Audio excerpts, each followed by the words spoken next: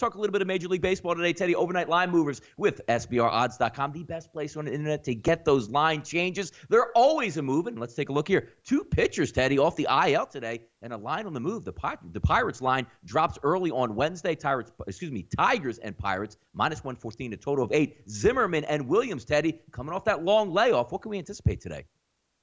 Well, I'm seeing -$2 now, so obviously it's been a pretty big move towards Williams. And Williams, a guy who's been on the injured list for more than a month.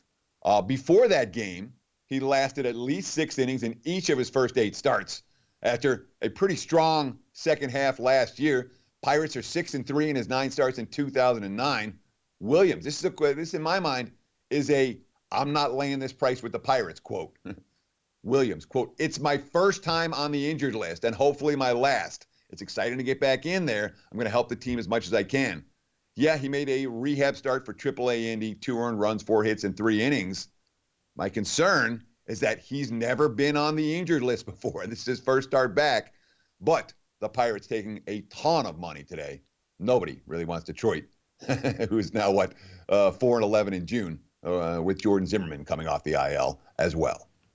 That's a great quote. That's a great call, Teddy, because I'm looking right now at SBRodds.com. As I was punching up the script earlier this morning, it was in those low teens and then a monster line movement north. And again, hey, you just can't chase the steam and get after it, but -194. When you said that, Teddy, I actually had to go right back to SBRodds.com and check it. As we said, these lines are always moving, man. Make sure you stay in front of them. That's a really big line move here. Angels line on the move for Wednesday. Also, Heaney, a big favorite, Teddy, north of the border. Angels and the Blue Jays. Angels bats getting hot here. Blue Jays catching about +150 with a total of 9.5. Heaney versus Sanchez.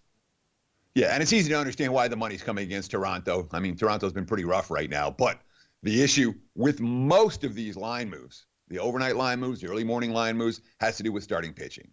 And when you talk about a starting pitcher that the markets hate, Aaron Sanchez is that guy. He's lost his last 7, over 9 starts, 0-7 with a 6.95 ERA.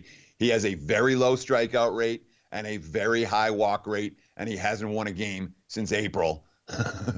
Yeah, you can understand why LA's taking money. The Angels, above 500. After 8 previous tries of failing to get there, they finally got there last night. Yeah, see if they can stay healthy and keep it moving along here. Exhausted bullpens and a total that was dropping. Offshore markets there opened up around 10. Most of them settled at 9.5 and then dipped to 9, but back up to 9.5 today, Teddy. Red Sox Twins favored at -117 and a total, as we said, between 9 and 9.5 with some juice. Rodriguez versus Gibson on the mound. Yeah, and I mean, one thing that absolutely took me a while to learn was that after an extended game, after a marathon game, or after a doubleheader, we always say, "Oh, the bullpens are worn down. The bullpens are worn down." Yeah, guess what?